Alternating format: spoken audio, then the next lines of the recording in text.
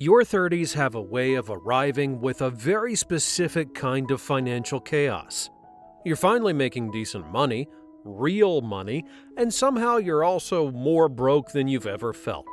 The mortgage needs feeding, the kids need feeding, the kids' sports schedules apparently need their own accountant. You look at the car that's starting to make a noise and think, do we fix it or replace it?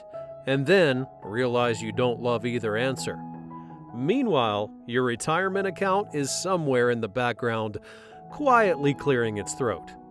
Everyone said your 30s were when you'd figure it out. Nobody mentioned you'd be figuring it out while also paying for daycare, a mortgage, and 2 car payments at the same time. So, it's Thursday night. The kids are finally asleep, your partner's on the couch, and you're doing something you've been putting off for weeks. You open a retirement calculator and type in your actual numbers. Not the numbers you hope are right, the real ones.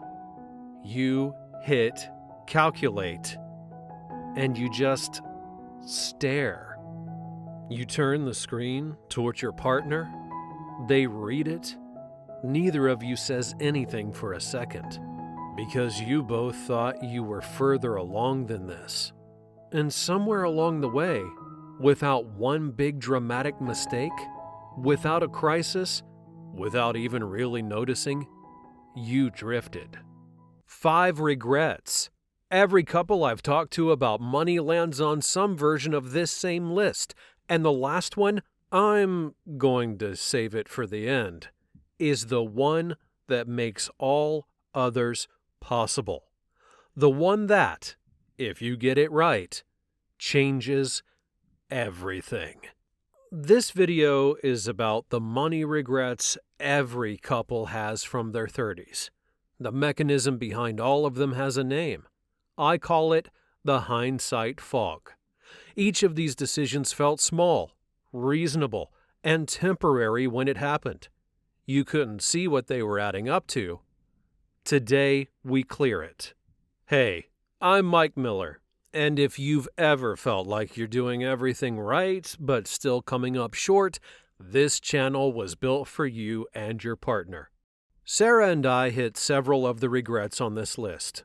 I'm going to be honest about which ones, and at the end of this video, I'll show you exactly what they cost us. What they cost any couple who makes the same moves. The number is real, and it changed how we think about everything. If you want to see it, hit subscribe. We make a new video every week. Let's get into it. Here's the thing about financial regrets from your 30s. They almost never come from one catastrophic decision. Nobody blew up their finances on one bad night. It wasn't one purchase. It wasn't one fight. It was a series of moments that each felt completely fine, and together added up to something that takes years to unpack. That's the hindsight fog. In the moment, every one of these looked like a reasonable call. You were busy. You were building. You had real pressures. A mortgage, maybe kids, careers that were finally starting to move. And when something felt hard to talk about, you let it go. The problem with 2 people doing that at the same time is that the drift compounds. A CFP board survey found that 95% of Gen Xers, people now in their 40s and 50s, lost money due to early financial missteps. The median loss wasn't a few $1,000s. It was $100,000 per person. For a couple where both partners drifted, that's $200,000 in combined household wealth that quietly disappeared. And 49% of them said those mistakes increased their financial stress and anxiety for years. Not just their bank balance, their relationship. Here's what nobody tells you about these regrets. They're not random. Every couple I've dug into keeps surfacing the same list. 5 moments over and over, and the reason they're so consistent is that they're not really about money. They're about what two people decided or didn't decide together. And the last one on this list, I want you to hold on to that thought. Because every single regret we're about to cover has the same root. I'll show you what it is at the end. Let's go through them. This is the one that shows up in every survey. Every single one. A study of over 1,000 Americans with an average age of 41 found that 43% cited not investing earlier as their number one financial regret. Nearly half. And the reason it keeps topping the list isn't just the math. It's the feeling. The slow realization that the cheapest years to start are behind you and you didn't use them. But here's the part that surprises most couples about this one. It wasn't just that they didn't invest. It's that they never made the decision together. One partner thought the other was handling it. The other assumed the amounts were too small to matter yet. Neither had a conversation where both of them committed to a number and a start date. That's the version of this regret that belongs on a couples channel. And it's not an individual oversight. It's joint silence. And here's the thing. I'll come back to why that silence happened, but first a few more. This is the one that sneaks up on dual-income couples faster than any other. You get a raise, you upgrade the apartment, your partner gets a promotion, you upgrade the car. Neither upgrade is unreasonable on its own, but here's the structural problem with two incomes. Both of them inflate at the same time. Solo personal finance content warns you about lifestyle creep. But it doesn't capture what happens when two people's spending creeps simultaneously. It doesn't just double the drift, it normalizes it. You're both doing it, so it feels like the right speed. Your friends are at the same pace. Your neighborhood confirms it. 1 in 3 Americans said they spent money to keep up or fit in with others and regretted it. And 55% said those financial regrets increased their stress and anxiety while it was happening. Not just in hindsight, they felt it in real time and still couldn't stop. The regret isn't the nicer apartment or the newer car. The regret is that neither person ever stopped and said, "We just got 2 raises. What percentage of that are we actually going to keep?" They never ran that number together, so the money disappeared into a nicer version of the same feeling of not being ahead. But here's where it gets interesting.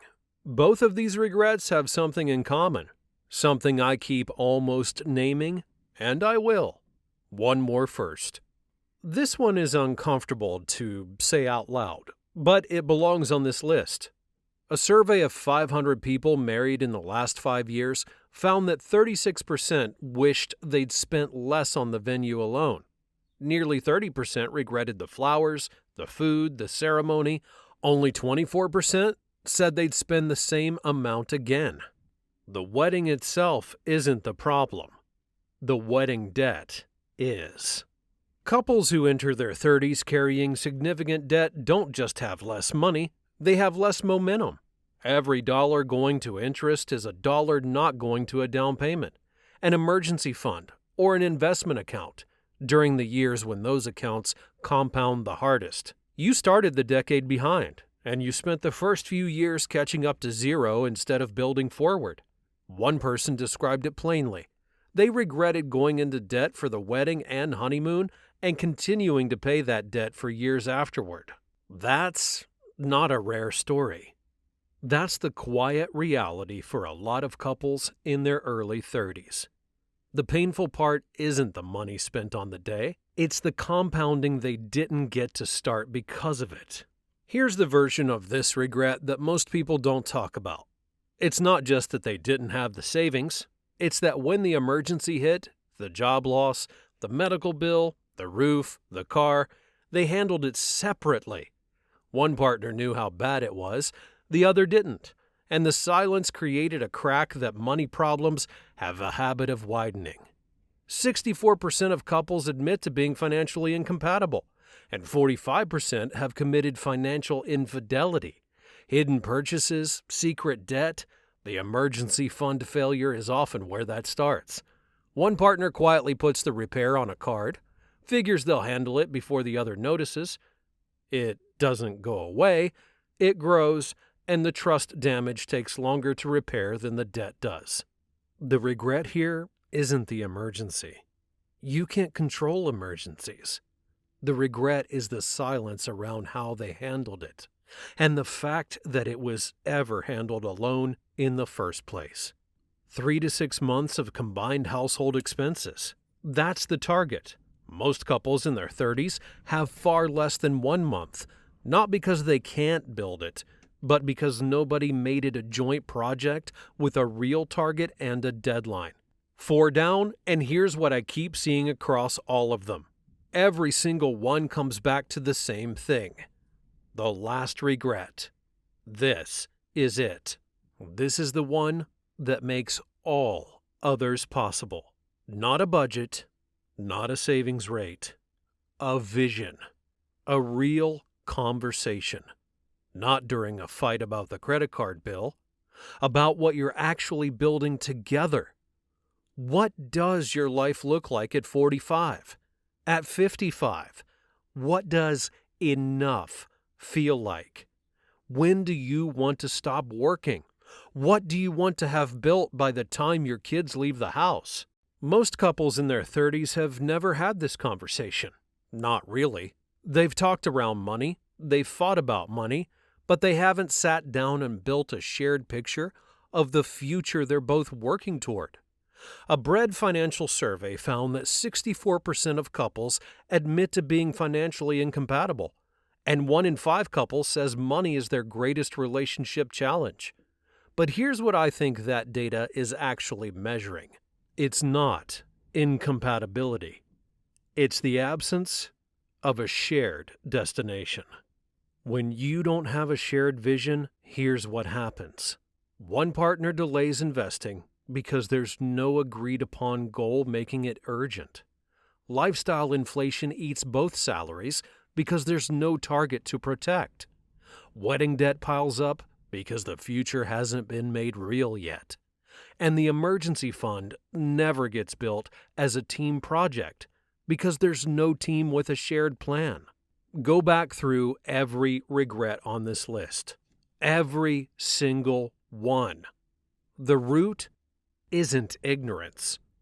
It's the missing vision. Retirees looking back call this their deepest regret.